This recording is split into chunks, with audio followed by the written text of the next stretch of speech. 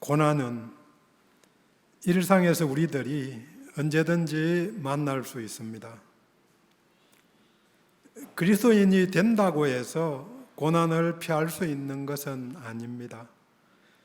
예수 그리스도를 통한 구원은 인생의 고난의 종말을 구하지 않습니다. 오히려 본격적인 고난이 시작되는 경우도 있습니다. 지난주 수요일 고난이 묻다 신학이 답하다 라는 책을 소개했습니다.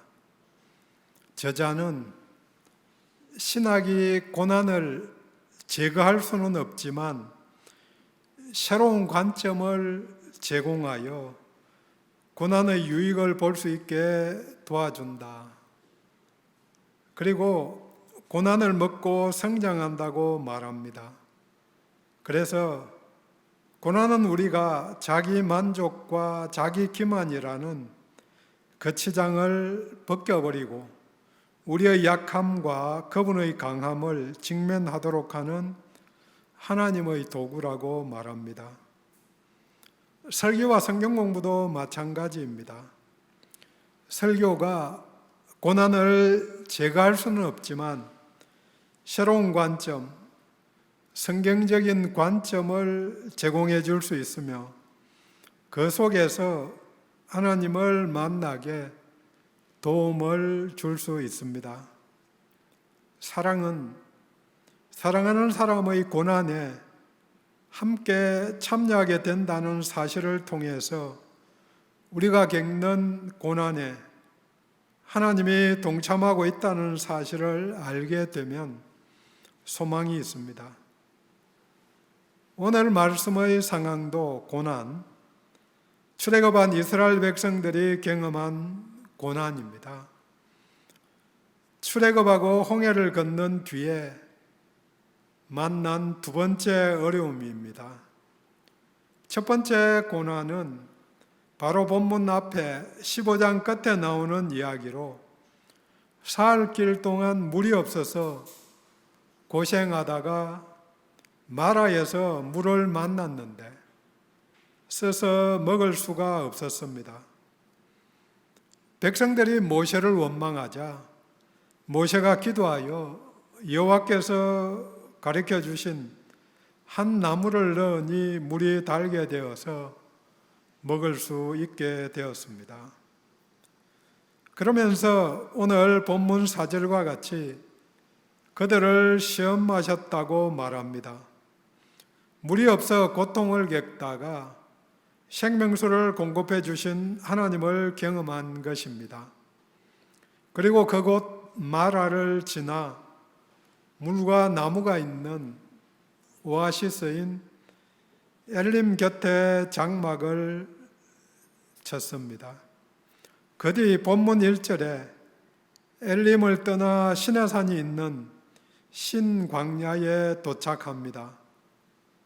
여기서 다시 고통을 겪습니다. 광야에서 먹거리가 떨어졌습니다. 애굽에서 1월 15일 출발하였는데 본문 1절에 둘째 달 15일이라고 말하니 정확하게 한 달이 지났습니다.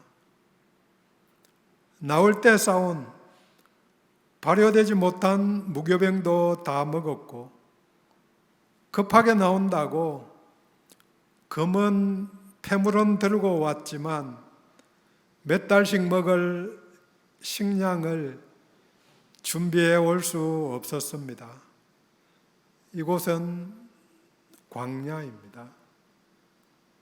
광야는 아무것도 없는 곳입니다. 동서남북 사방이 열려 있지만 먹거리를 찾기는 하늘의 별 따기입니다. 바람이 불면 모래가 섞여 있고 비 한 방울도 오지 않는 일상에 필요한 것은 아무것도 없는 곳입니다. 동서남북 둘러봐도 아무것도 없고 오직 했으면 하늘만 열려진 곳이라고 말하겠습니까? 하늘에서 내려오는 공급만을 바라보는 곳, 그곳이 광야입니다. 이곳에서 이들은 다시 하나님의 공급하심, 생명유제의 떡을 공급받습니다.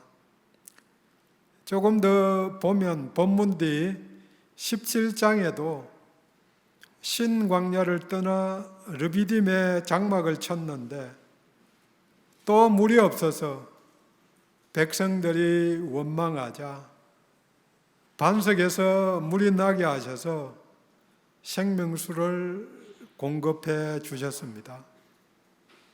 오늘 본문 16장의 위치가 15장, 17장에는 물, 생명수 이야기가 나오고 그 중간에 본문은 먹거리, 생명의 떡에 대해서 우리 하나님의 공급하심을 말하고 있습니다. 물이 중요하지만 밥도 중요합니다. 생명 유지에 필수적이기 때문입니다. 광야 훈련은 물과 떡이 하나님께 달려 있음을 반복적으로 경험하고 배우는 학교입니다. 이 광야의 공수작전, 만나와 메추라기를 주신 본문을 통하여 오늘 함께 광야에서 만난 하나님이 어떤 분이신지 함께 나누도록 하겠습니다. 첫 번째, 광야에서 만난 우리 하나님은 귀가 있으셔서 잘 들으시는 분이십니다. 본문에 원망이라는 단어가 7번씩 나오는데 중요한 것은 여호와께서 너희와 원망함을 들으셨다는 문장이 4번씩 나옵니다. 나머지 3번은 모세와 아론에게 원망한 것이지만 결국 그것도 그들에게 한 것이 아니라 여호와께 한 것입니다. 결국 그들이 여호와께 원망하였고 또 여호와께 들으셨다는 것이 핵심입니다.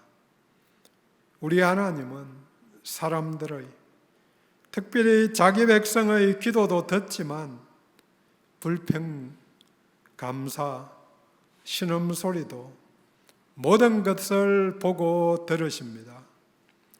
출애굽하게 된 직접적인 동기도 그들의 탄식 소리를 하나님이 들으셨기 때문입니다.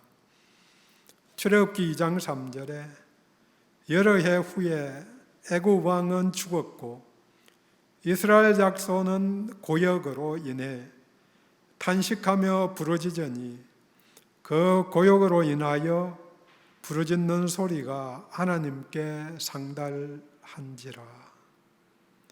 물론 자기 백성이니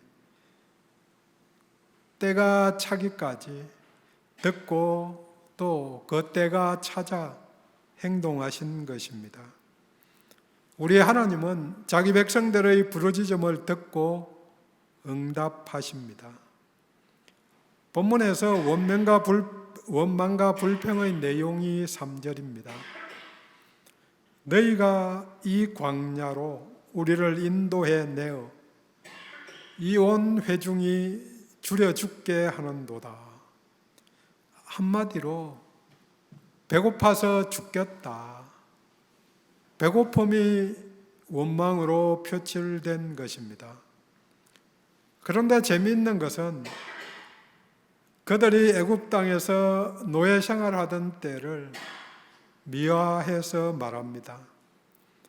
애굽 땅에서 고기 가마 곁에 앉아 있던 때와 떡을 배불리 먹던 때에, 아니 노예가 잘 먹으면 얼마나 잘 먹었다고 고기 가마 곁에서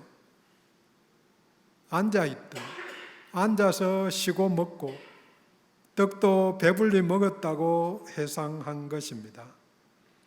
더 가관인 것은 그때 배불리 먹던 그때에 여호와의 손에 죽었더라면 좋았을 것을 그렇게 말합니다. 망각은 축복입니다. 그때 그렇게 어려웠던 것 잊어버리는 것, 괴로웠던 것 잊어버리는 것, 축복이지요. 그 고통을 계속해서 지니고 살면 살기가 힘들어지는 거죠. 하지만 기억해야 할 것과 잊어도 되는 것을 반드시 구분해서 잊지 말아야 할 것은 기억해야 합니다. 이 선택이 우리를 배은망덕하지 않게 해줍니다. 또 성장시켜 줍니다. 출애굽에서 기뻐하던 일이 바로 한 달 전이고 홍해를 건너며 추격하던 애국 군대가 다 죽어서 찬양하던 일이 몇 주 전인데 거기다 썰물이 단물로 바뀐 이적으로 생수를 먹은 것도 며칠 전인데 죽는 게 낫다고 원망합니다. 그들은 위기에 불평을 선택한 것입니다. 노예건성이 남아 있었기 때문에 공포심이 생기자 노예의 길을 선택한 것입니다. 자유가 짐이 되자 자유로부터 도피한 것입니다. 삶은 선택의 연속입니다. 현재의 나는 과거에 선택한 그 결과물입니다. 내일의 나는 오늘 내가 선택한 결과, 열매입니다.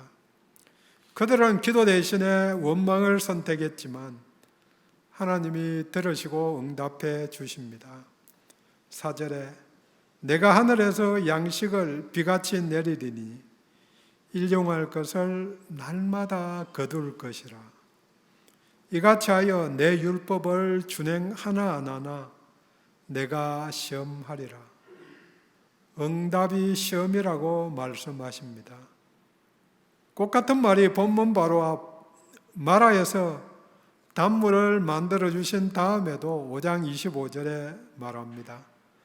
거기서 여호와께서 그들을 위하여 법도와 율례를 정하시고 그들을 시험하시르시되 모든 응답은 말씀대로 순종하는 자의 시험과 연결됩니다. 항상 응답해 주신 다음 그 응답과 관련하여 시험이 주어집니다. 오늘 본문과 관련해서는 본문 뒤에 만나를 매일 거두고 안식일 전날에는 두 몫을 거두고 안식일에는 거두지 않고 전날 거둔 것을 먹는 것이 시험입니다. 그 시험이 또 훈련입니다. 먹을 것이 없으면 당연히 불평할 수 있습니다. 하지만 원망 대신 성도들은 기도할 수도 있습니다. 원망이냐 기도냐? 우리는 입으로 말하면 하나님은 귀로 듣습니다. 물론 일상에서 우리는 하나님이 말씀하시고 우리는 듣습니다. 우리도 먼저 듣는 것이 우선입니다. 위기의 상황에 말하기 전에 하나님의 뜻을 묻고 듣는 것이 성숙한 성도의 자세입니다. 거기에 도달하기까지 훈련이 필요합니다. 말이 그 사람의 인격입니다.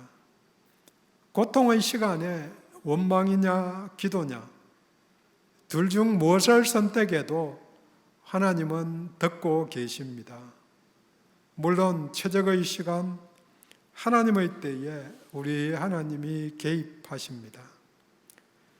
들으신 하나님은 본문 두 번째로 손이 있어 도우시는 분, 공급하시는 하나님이십니다.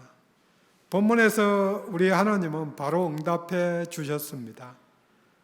은혜를 베푸신 것은 하나님의 선택입니다. 우리 하나님이 공급자이십니다. 하나님이 구원자이십니다. 6절에 말합니다.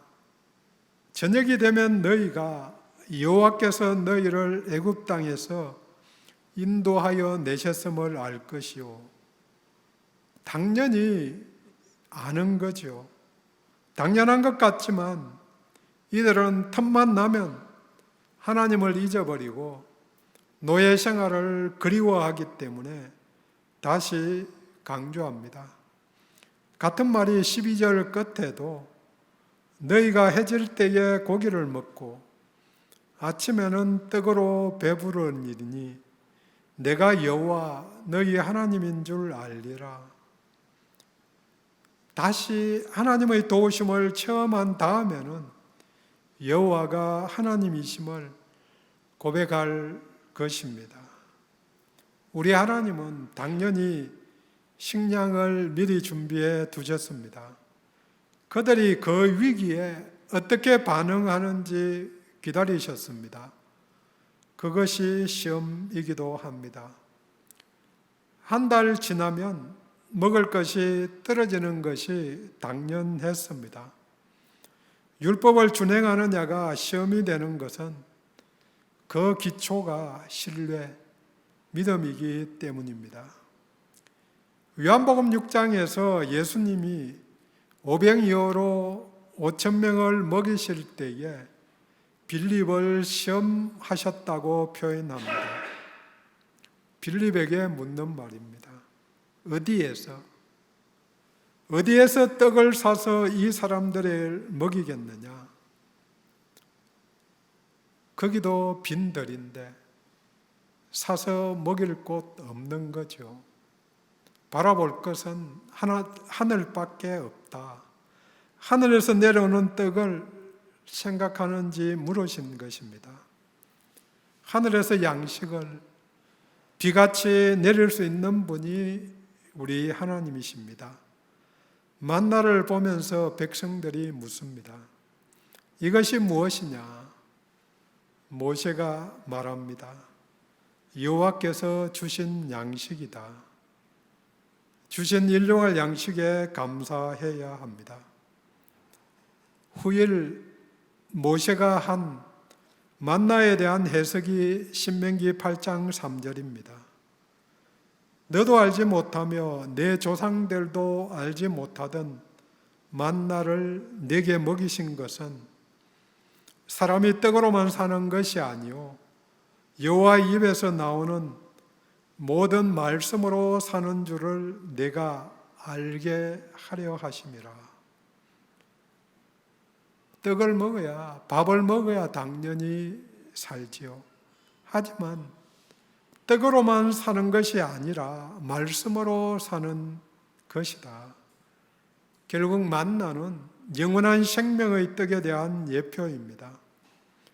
오늘도 내일도 하늘 만나를 먹어야 합니다. 이 육신을 위한 떡뿐 아니라 생명의 떡을 먹어야 합니다. 이것이 오늘날 예수 안에서 이루어집니다. 요한복음 6장 35절 말씀입니다. 예수께서 이르시되 나는 생명의 떡이니 내게 오는 자는 결코 줄이지 아니할 터이요 나를 믿는 자는 영원히 목마르지 아니하리라.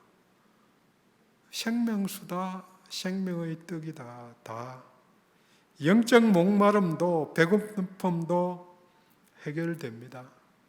왜요? 예수 안에서 영생을 얻었기 때문입니다.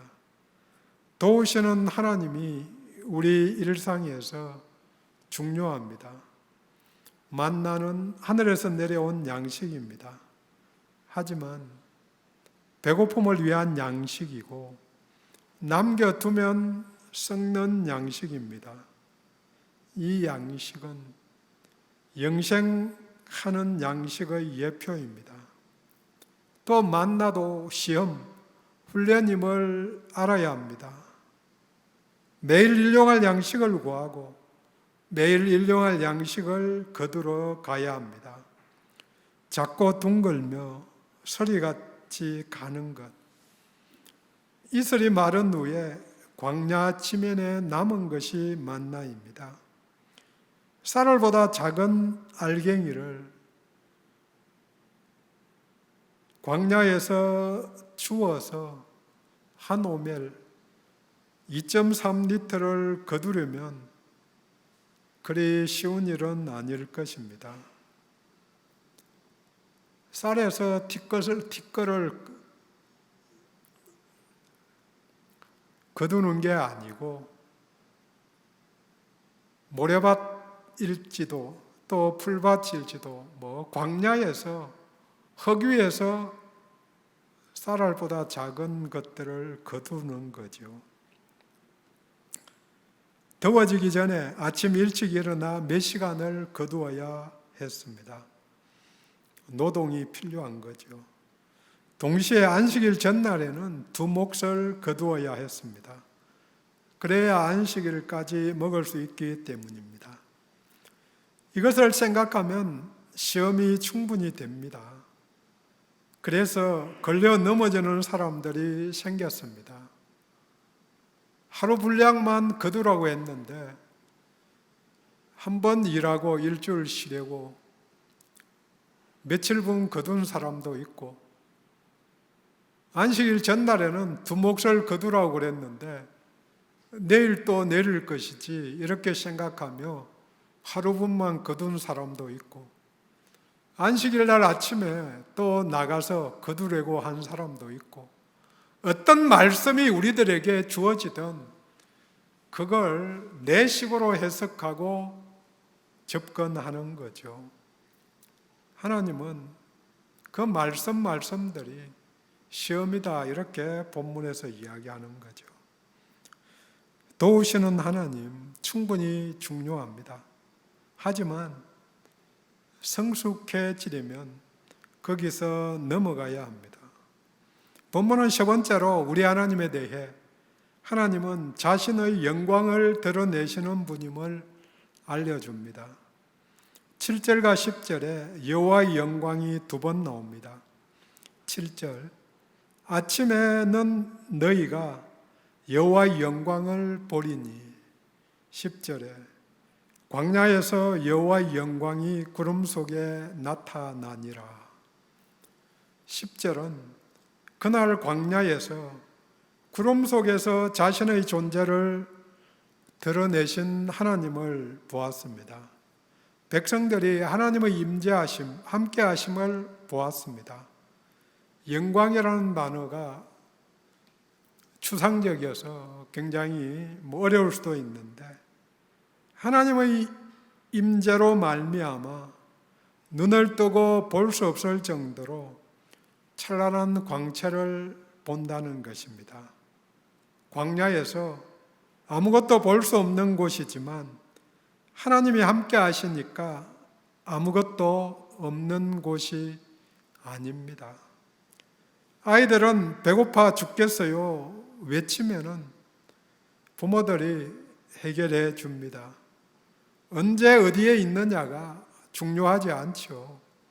배고프다고 외치면, 능력이 되면 부모가 다 해결해 주는 거죠. 현재 이스라엘은 마치 어린아이와 같습니다. 애굽에서 이적을 보았지만 출애굽 한 달입니다. 한 달 지내면서 여러 번 하나님을 경험했지만 그 수준입니다. 같은 메추라의 이야기가 1년 뒤 민수기 11장에서 반복해서 나옵니다.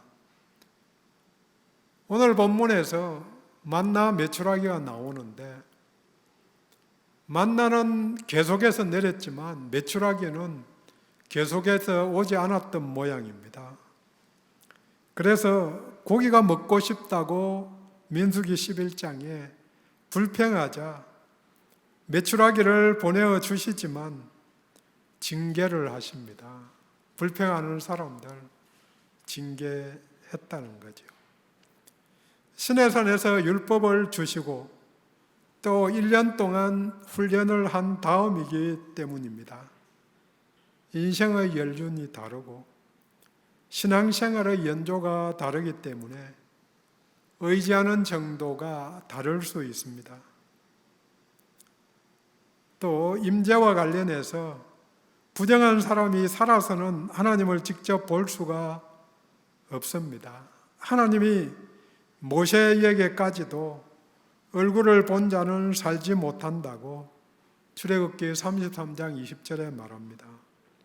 결국 모세가 살짝 본 것은 하나님의 등이라고 그렇게 표현합니다.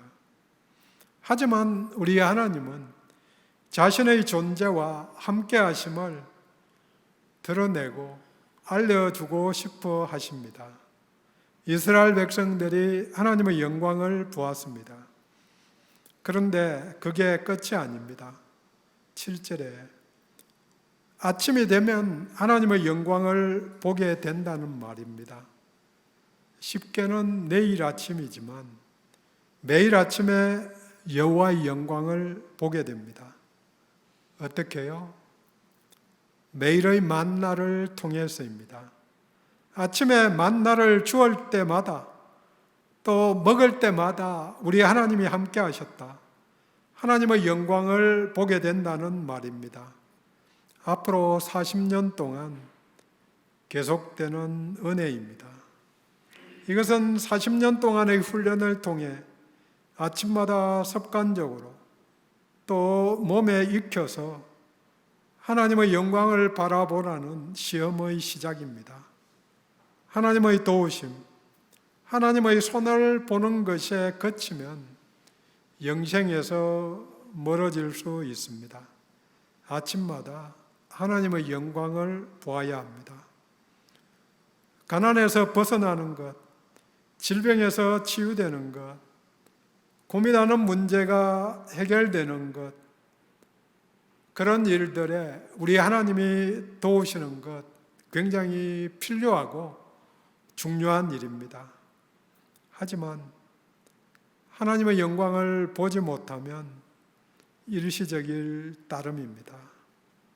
어느 분이 교회 봉사를 하고 나면 일이 잘 풀린다.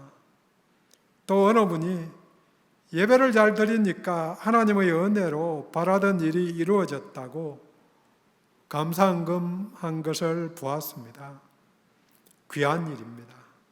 하지만 거기서 멈추면 영혼과 단절됩니다. 하나님의 임재하심을 알고 그 영광을 보아야 합니다. 삶의 궁극적인 목적이 우리를 통해서 드러나고자 하시는 것이 하나님의 영광입니다. 잘 아시는 고린도전서 10장 31절 말씀입니다. 그런즉 너희가 먹든지 마시든지 무엇을 하든지 다 하나님의 영광을 위하여 하라. 우리가 하나님께 영광을 돌리고 하나님이 자신의 영광을 우리들에게 드러내 보이시고 결국 우리가 하나님께 영광을 돌린다는 말은 하나님을 하나님답게 인정한다 그 말이죠. 하나님 얼굴이 낯이 나게 한다. 자녀들이 잘 못하면 부모가 수치스럽게 여기는 게 당연하죠. 그게 낯이 나지 않는 일, 수치의 반대말이 영광을 돌리는 일입니다. 우리는 매일 저녁 자기 전에 기도하기를 원합니다. 주님, 내일 아침에 하나님의 영광을 보게 하소서. 아침에 눈을 뜰 때 기도하기를 원합니다. 주님, 이 아침에 하나님의 영광을 보게 하소서. 아침 밥상을 대하면서 하나님의 영광을 볼 수 있기를 원합니다. 정리합니다.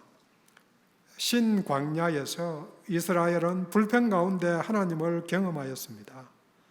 하나님은 그 백성의 불평을 들으십니다. 물론 기도는 더 잘 들으실 것입니다. 그리고 필요를 공급해 주십니다. 마지막으로 영광을 드러내십니다. 우리의 일상에서도 들으시는 하나님이 도우시는 하나님으로 나타나기를 원합니다. 하지만 한 걸음 더 나아가 하나님의 영광을 매일 아침마다 경험하는 일상이 되기를 원합니다. 기도합니다.